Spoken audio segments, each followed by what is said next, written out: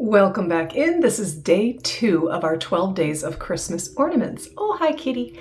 And we are going to be painting 12 ornaments in the month of November, 3 ornaments each week with watercolors.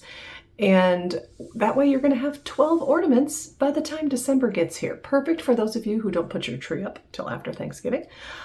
As you can see, I am not one of those people.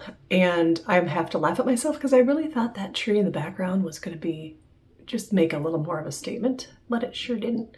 Anyway, today we are going to paint this adorable snowman on a windy, windy day. He's holding his hat. His scarf is blowing in the wind. It is very simple and it's very fast. So I hope you'll join me and I hope that you enjoy it.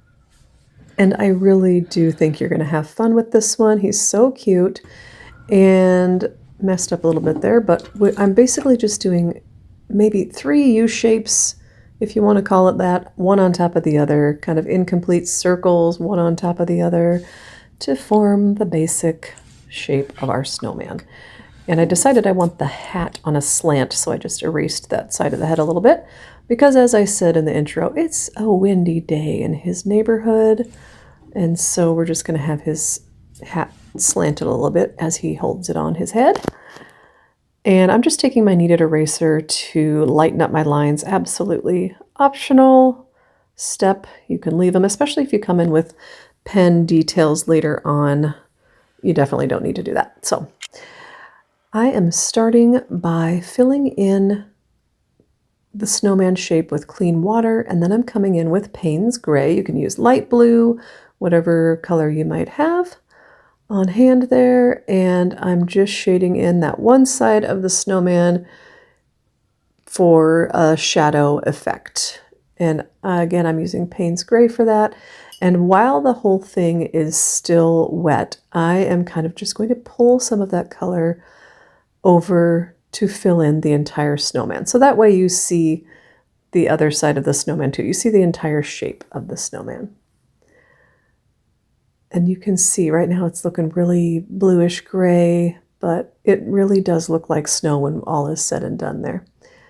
And I'm just kind of tweaking the colors until it looks good to me, kind of putting a little extra color underneath each of the snowballs and under the rim of the hat as well. There you go. Yeah, again, tweaking till we like it, right? That's kind of what we do over here. Giving that a quick dry. And if your paper curls up like that, don't be afraid to just kind of curl it back the other way. It didn't bother me enough to do it, so I just left it as is. And we are just going to come in with, I'm just taking straight black right out of my pan. And I'm using Paul Rubens paints today. In case you're using that same set, this is coal black out of that set. But otherwise, just use what you've got. Whether you've got professional watercolors or student grade, or you're using your kids' Crayola watercolor set, it doesn't matter. Just use the black that you've got, or whatever color. You might not want a black hat. I'm just kind of doing what I'm calling a traditional snowman hat in black. And I'm doing the same thing that I did in the body, where I'm just kind of pulling some of that color with some water over to the other side of the hat. And I will do another coat on this since it dries so much lighter. But yeah, just tweaking that, and he's so cute, giving it a quick dry. And now we're going to come in and paint in his eyes and nose and mouth and buttons. And this is very simple, so I'm just going to speed it up a little bit here until I get to the nose. I put just a few dots there for the mouth because I wanted to make sure my little carrot nose is in the place that I want it and that I don't end up having to try to paint orange over a black dot for the mouth. So getting that nose placed in there just so, and then coming in and adding one more dot for his smile. Despite it being a windy day, he's still happy. And then just put 3 buttons on his upper body there. And now coming in with the scarf, I'm choosing red. I'm staying with the festive mood here in my mind. And again, it's a windy day, so the scarf is blowing in the same direction that his hat wants to fall off.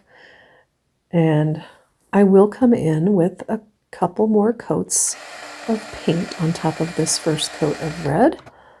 letting it dry in between this coat and the second coat, coming back in with the same color of red. And again, if you're using the same paints I am, this is Madder Red out of the Paul Rubens set. But you just color, you could do a rainbow scarf, you can do a polka dotted scarf, whatever you'd like. And I decided to add some fringe onto the ends of the scarf. I just think that adds to the movement of this piece. He's looking pretty cute, isn't he? And now I'm coming in with Hooker's Green. And if you're confused why I would put green on top of red, and I'm actually doing it while it's still wet. Doesn't matter if you do or not for this particular step. But very basically, red and green are opposite each other on the color wheel, making them complementary colors and perfect for shading one another. So I am not a color theory person. If you love color theory or want to know more about it, I am telling you, go to Anne Livingston's channel and you will learn so much from her. She's incredible. Her knowledge on color theory and her artwork. It's all incredible. All right, coming back in with a second coat of black on our little hat. And now time for his arms, little twiggy arms. Now, if I had to do it again, I would probably have made the arms a little bit bigger. Like I would have maybe done that a check mark or a V shape, kind of like bending at the elbow, just because his arms look a little small to me, like a little short, but that's okay. He's adorable. And you know, we can't always control what size of sticks we have in our yards, right? So we're going with that. And he is holding on to his hat. Now I'm going to come in, and so we know that he has not been picked up by the wind, I'm going to draw in a little suggestion of the ground here. Little shadow in the snow beneath him.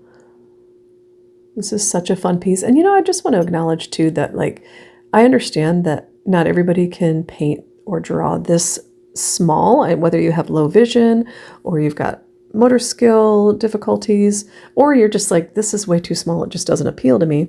Totally get it. And just so you know, I'm just tweaking with my Payne's Gray, making shadows. And so go ahead and make this a greeting card, you know, up the scale, the size a little bit, or make it a big piece of art for your home if you'd like. It would make a great little gift, great little greeting card. And you know, greeting cards can be framed as well. So I overworked that spot under the hat, so I let it dry completely. And now I'm coming in with my white gel pen to just kind of tweak that a little bit and try to correct what I did up there. Nothing traumatic or anything, and then I decided also for the rest of his little body that I didn't like the kind of harsh line of the Payne's Gray on the face or on the body, so I'm just kind of going over that a little bit with the gel pen. You can still see the Payne's Gray, but I just think it's less harsh of a line, and I really like how that turned out. And I'm just going to add a little bit of a highlight onto the scarf in a few places. Just adding a little bit of interest there. He's so cute. You could add little snowflakes with your white gel pen. That'd be really cute too. All right, and now it's time to put him in the little ornament. And again, just like everything else, this will be listed in the description, my links. But again, use what you've got. If you've got something else, you could also just punch a hole in this. If you don't want to frame, just take a hole punch and then put a ribbon through that and hang it on the tree like that if you'd like. Doesn't have to be fancy. All right, we're just going to tape that in there to hold it in place and put her back together. And there we have it. Isn't he just adorable? I hope you had fun with this. And as usual, if you give it a try, let me know, please. I love it. And if you like this video and would like to see more, go ahead and hit subscribe and the notification bell so you don't miss the next 10 ornaments in the series. And if you are so inclined to support my channel, just simply leaving a thumbs up will encourage YouTube to show more people my videos. It really does help these new channels like mine, the small channels. And if you leave a comment, I'll even know that you stopped by, because if you just hit like, I don't know that it's you. So feel free to say hi in the comments. I'd love to say hi back. And please join me in the next video. And until then, take good care.